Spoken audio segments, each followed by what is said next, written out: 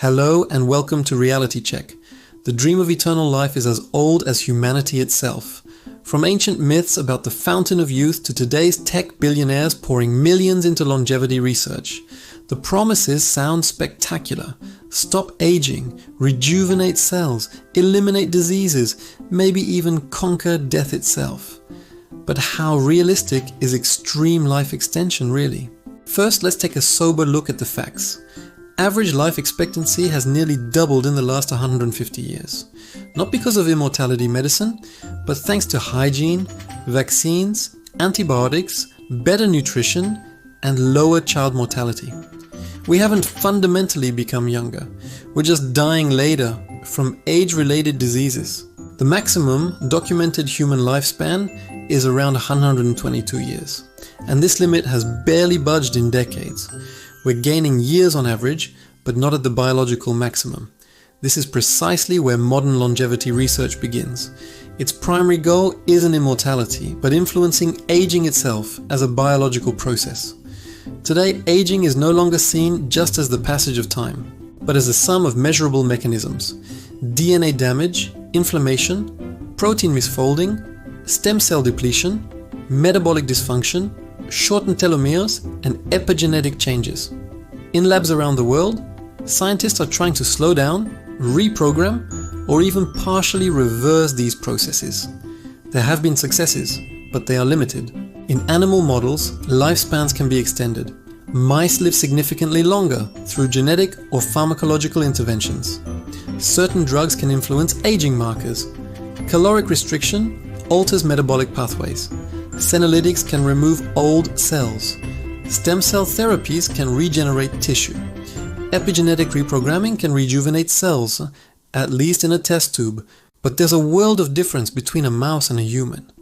The human body isn't a simple modular system you can just swap parts in. Interventions in the aging process interfere with highly complex regulatory systems. What improves one mechanism often destabilizes another. Cancer risks can increase, the immune system can change. Organ functions can be thrown out of balance. To this day, there is no therapy that has been proven to significantly increase the maximum human lifespan. What we do have is Healthspan extension.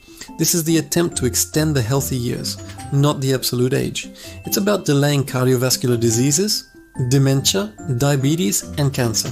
This is where real progress is being made. Extreme life extension, meaning living to 150, 200 or more years, currently remains speculative. Not impossible. But biologically, it's a completely unsolved puzzle. Plus, there's an often overlooked point. Aging isn't a single defect. It's an emergent systemic phenomenon. Billions of cells, constant division, error correction, inflammation, metabolic byproducts, environmental factors. Even perfect genetic engineering wouldn't solve one problem, but thousands at the same time. Therefore, longevity research is less a race against death and more the management of decay. So why is this topic still so prominent? Because for the first time, we have tools that can actually intervene deeply in our biological controls. CRISPR, AI-driven protein modeling, stem cell technology, personalized medicine, epigenetic analysis, big data biology. This is fueling a new generation of hope. If aging is controllable, then life could be technically extendable. But between theoretical possibility and clinical reality lie decades of work, and perhaps a more fundamental limit, because life isn't a program that can just run longer. It's a dynamic disequilibrium, a constant battle of repair. And it's this very battle that creates instability over time. So, the sober interim conclusion is this. We will very likely live healthier for longer. We will get better at controlling many age-related diseases. We will make aging more measurable and influenceable. But extreme life extension is not a medical project right now. It's a research narrative. And even if biology one day advances beyond what we know today, another question remains.